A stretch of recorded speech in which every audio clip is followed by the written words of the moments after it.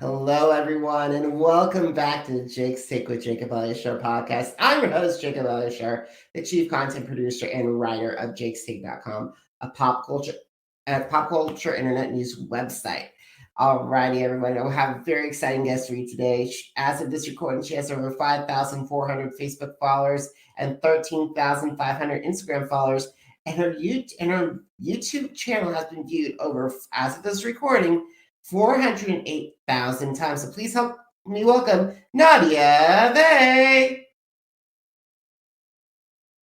Thank you so much for having me. Hi, Jake. Hey, everyone. Hey, Nadia, how are you? Doing well. Glad to be here.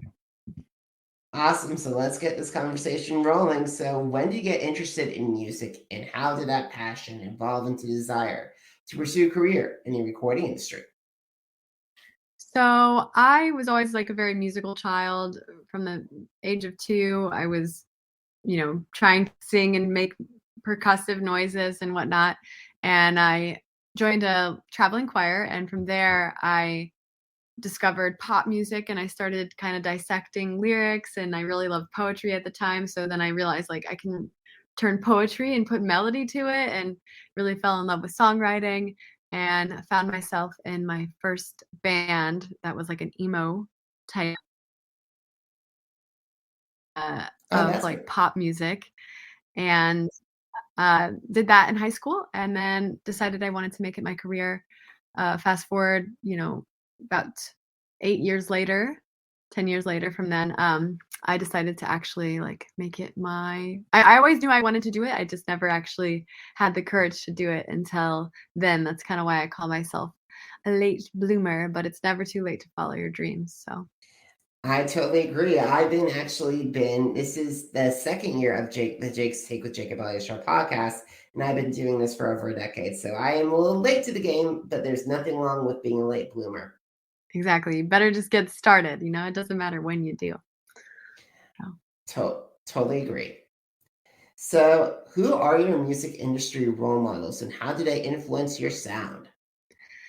So I'm all over the map with that, but definitely with my upcoming album, I'm drawing from a lot of my inspiration and time listening to Green Day, Blink-182, Avril Lavigne, Paramore, All Time Low, lots of really good pop punk, pop rock vibes, Foo Fighters, list goes on and on. But I definitely grew up listening to all kinds of genres like reggae, folk, country, and adult contemporary. So I think there's definitely some genre fusing going on with a lot of my stuff. And who's to say I might not put out a folk album in like a couple years? I don't know. We'll see where things go. But I just love music, and definitely am inspired all over the place. And that's true, because we see a lot with the music industry today, like different stuff. Like look at Miley Cyrus. One minute she did hip hop, and next minute she did country, and then she did rock. So there's a lot of different people that can do that, and also there's a lot of melding of genres that we see. Yeah, it's one of the very beautiful developments that I think is happening with the music industry, is that genre is just not as important anymore, which I think is incredible for, really, for creatives to really not be boxed in. So I think that's a really nice evolving factor of things. I totally agree. It's very interesting, and there's also a lot interesting going on. Like, for example, there's pop country, and then like also rap rock country, something I haven't heard of in a long time. So I know, it's so cool. All right. So what have been some of the challenges that you faced throughout your career, and how did you overcome those obstacles? Definitely, as an independent artist, the challenges are very eclectic and all over the map. It's tough when your passion is also your career and source of income. Something that I've had to really work on is striking balance with my life, because I'm so impassioned about what I do. And, because there's passion, you go into it not for the money, you go into it because you love it. So then there's the whole other side of that where like, oh my God, if I don't work hard enough, I'm not gonna be able to pay these bills. If I don't book like 10 shows, like, so it's really just I think the biggest issue I've had is striking balance. And also because, being artists can kind of feel thankless in a way. Like, yes, fans really appreciate the music and they, they are what keep us going with their experiences, listening and coming to our shows and everything. I think what can feel thankless is energy exchange, like, Spotify streams, like, for example, these big streaming entities are not properly paying out artists or songwriters. So sometimes that can be a little bit, I would say, like, emotionally taxing. And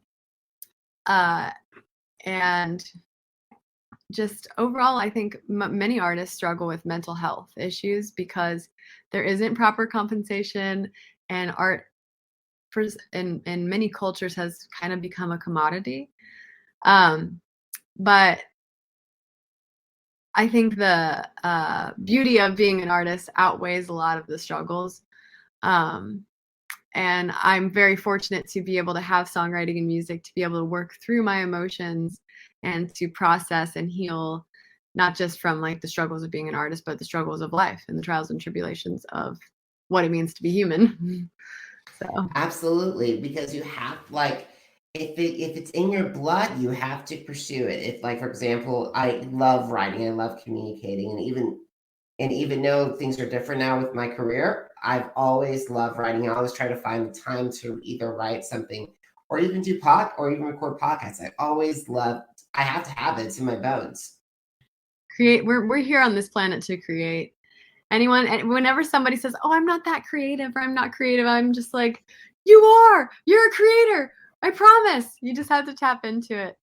But it definitely, it's soul food, So. Yeah, and it's basically if you're creating codes, creating workouts, or if you're creating food or like drinks or mixing drinks, you are a creator.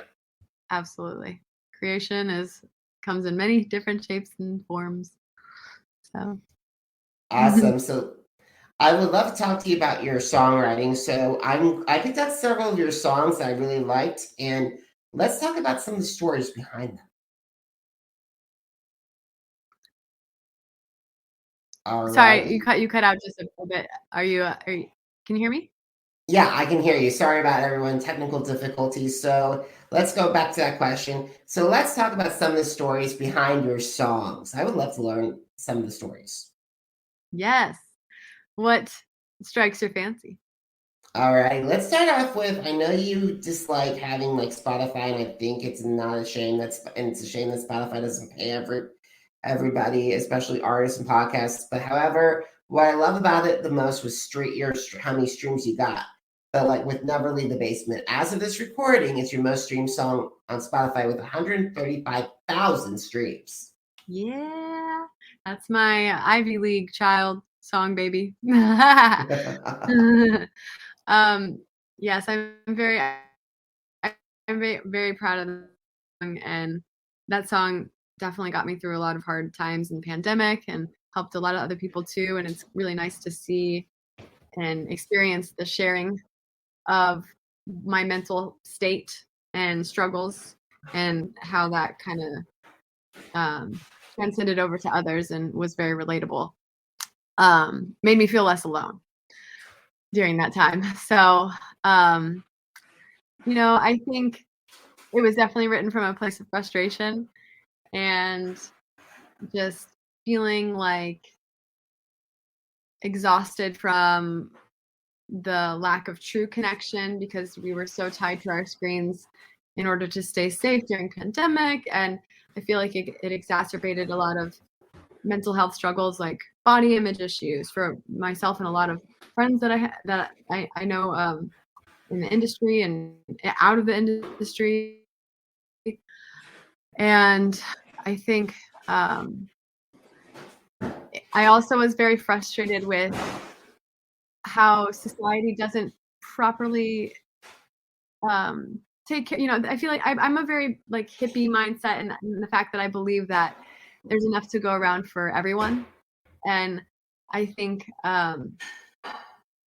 that sometimes society, I think sometimes society basically limits abundance for people, and that's kind of where like the in the hook I say advertisements scroll like pavement, max us out like credit cards, don't pay them. Like there's this really bad societal system of, okay, well let's just charge it to the credit card, instead of really practicing like, oh, like we kind of have everything we already need, we don't, you know. And it keeps people down. It keeps people tied to the credit system. It keeps people from advancing forward. And that's a whole, like the song has so many meanings to me, but you know, also just kind of, I was really trying to cultivate love for myself, and you know, and that was tough in a time where you had to communicate mainly through screens, and you know, social anxiety was definitely exacerbated by the pandemic, and re-entering life was weird, and it's still kind of weird coming back out and talking to people and interfacing with people. So definitely tapped into that as well in that song. So Awesome. I definitely felt the frustration. I agree with you about the frustration of being behind a screen to experience all majority of our lives for the past couple of months. It was definitely frustrating at times. a lot. It's a lot. We're not meant to for it, you know? So Yeah, we're not meant to break. We're just meant to be in front of people and not live behind our computers. mm-hmm. Alrighty, so let's get to another song, shall we? How about Heart-Shaped Box?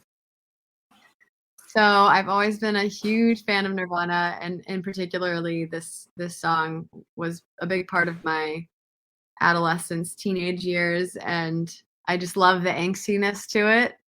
And that hook I really resonate with too, because it's like feeling like just trapped and just like bogged down by the opinions of other people. Like, you know, the song has a lot of deep meaning to it, and I really wanted to take Kurt Cobain's and Nirvana's version of it and kind of cinematic, and you know, make it a little more cinematic and vibey. And it was so fun to. That is so cool because the thing is, Nirvana does a lot of great music, and it definitely shows the power of pop punk. Oh yeah, they definitely knocked down a lot. You know, created a pathway for a lot of greats. So. Absolutely. So how about Boomerang? So Boomerang, I love that song. It's a lot of fun, and I feel like in the writing process, I was able to let go of a lot of things that were holding me back. I feel like a lot of my songwriting sometimes is about letting go of things that no longer serve me.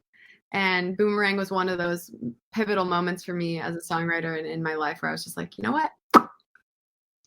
No more returning to this, you know, bad cycle of events. This is no longer working for you, Nadia. Time to move on. And in the production process and recording process, it's kind of cool to see like my thought patterns change and shift. So Awesome. And by the way, it's very hard to get. I agree with you because it's very hard to get to throw away those problems in your haunted past failures and your haunted things. I kind of wish you could like just throw it away and like in a bow and arrow just shoot it across this universe and never hear from it again. it'd be so nice. But us humans are so good at clinging on to things in our subconscious, and then next thing we know, we're back in the same loop. So it's really about cultivating awareness, which is why I love songwriting, because it tells on me all the time. I end up calling myself out all the time. I'm like, damn it. Okay, fine. I'll work on that. All right. Yeah, believe me, I've caught myself doing some stuff as well, saying no, don't talk about that. Focus on some stuff, and it actually works. So it does. Self-awareness is the key. Absolutely. So I want to talk about a song that actually turned me onto your music, and I would say Snake Lady. Really? Oh, that's awesome.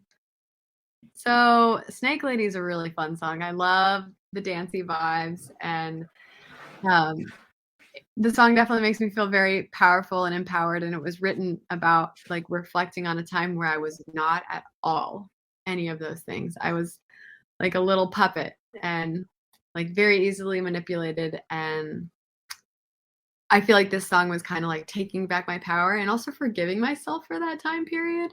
And be like, you know what, that's okay. That time shaped you into this like powerful, strong woman that you are becoming and that you are embodying now.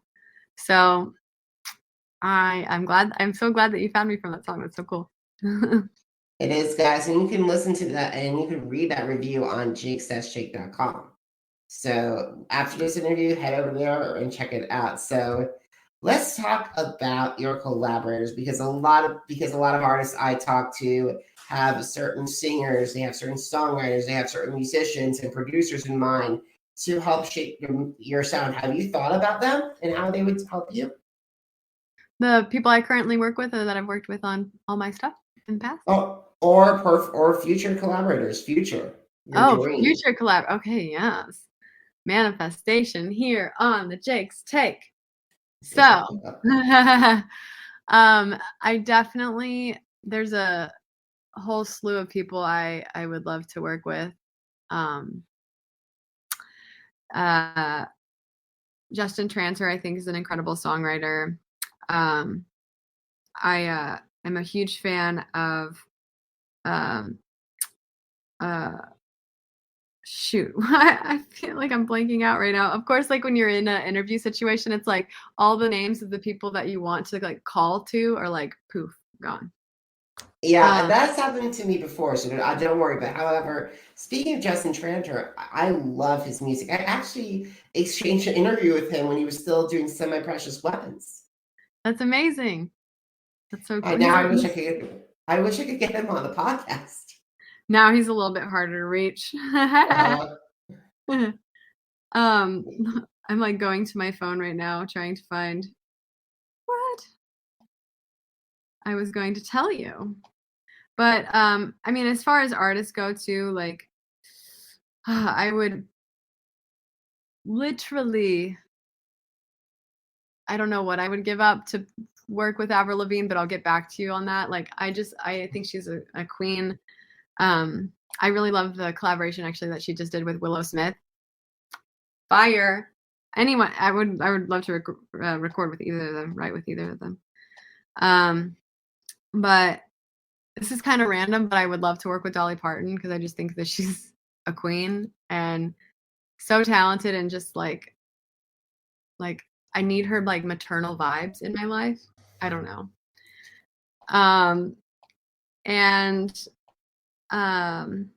Yeah, I mean, I feel like the sky's the limit. There's so much talent out there. As far as producers go, I think Orchestra is incredible. I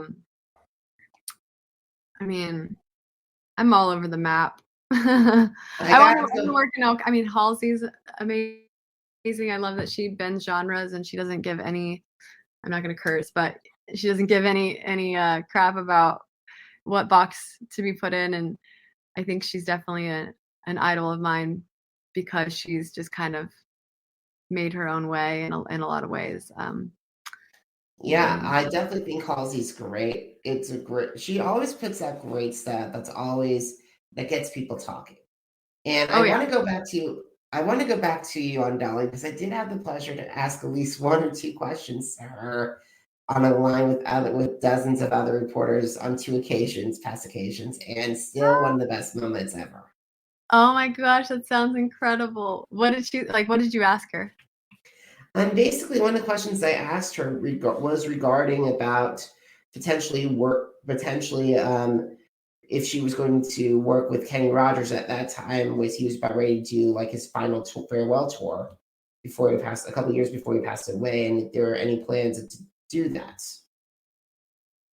or like to collaborate. That's so cool. And what did she end up saying? Basically, it's basically if their schedules were aligned, it would work. It would work out, and their managements were aligned, it would work out. Nice. She seems like such a just incredibly genuine, kind soul. I love her. I love her. Probably one of the greatest female recording artists of all time. Oh, completely agree with you on that. Hands down. All right, we guys start winding down our conversation. So, what are your favorite social media platforms? I definitely post. I actually really just hate all social media. No, I'm just kidding. But I definitely post the most on Instagram. I'm warming up to TikTok. I enjoy the creative side of TikTok now that I'm kind of like getting more involved in like video editing and getting more creative in that way. And YouTube, I think really the video based platforms are my favorite, where they're kind of like pushing reels and vertical videos and stuff like that. I am trying my best to get on TikTok. I am still super hesitant about TikTok because I know my attention span will limit if I go on TikTok. And I don't want to be caught in a whirlwind. Not just a whirlwind, but like you slowly go back and look into this like a wormhole. Yeah, that's kind of where I'm at with all social media in general. I try to do the post and ghost, like Joe Rogan says, just post and ghost, but it's tough. It's easy to get sucked in. It is. So if you have any, now one of my regular last questions is always, if you have a chance to meet with indie artists that are just slowly getting ready to get their feet wet, and like they ask you for advice, what advice would you share with them? I would say reach out and branch out to as many collaborators as you can when you're getting going, so you can learn and absorb as much as you possibly can, and try to educate yourself on the business so you don't get screwed over, as well as when faced with rejection, please don't let it derail you. Don't let it stop you. And also, one last really key piece of advice is perfectionism is not real. And put yourself out there, allow yourself to be vulnerable, even if you're not 100% happy with the product, because there's so much like blackmail of music that I released in the past that's now archived.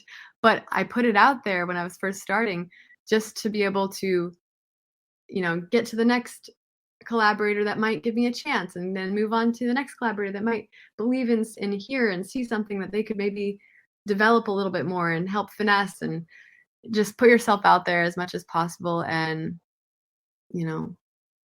that's the ticket. That's the key.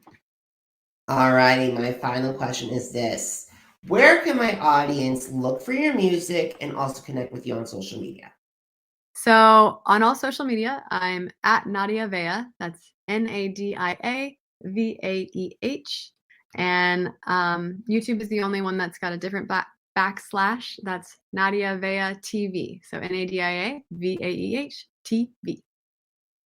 Awesome, wonderful. So, guys, if you missed an episode of the Jake's Take with Jacob Elyachar podcast, visit our channels on Apple Podcasts, Deezer, Google Podcasts, Podcast Addict, Spotify, and Spreaker. It's Jake's Take with Jacob Elyachar, JACOBELYACHAR. Once again, Jacob Elyachar, JACOBELYACHAR. Are you on social media? Because I'm on social media too. Subscribe to my social media channels on Facebook, Instagram, Twitter, and YouTube. Once again, Jacob Elyachar, JACOBELYACHAR. And Nadia, Jake's Take is celebrating its 10th anniversary this year. Congratulations! And thank you for having me on your 10th anniversary. I'm going to follow along on your continued journey as well. I'm going to follow you on all the things.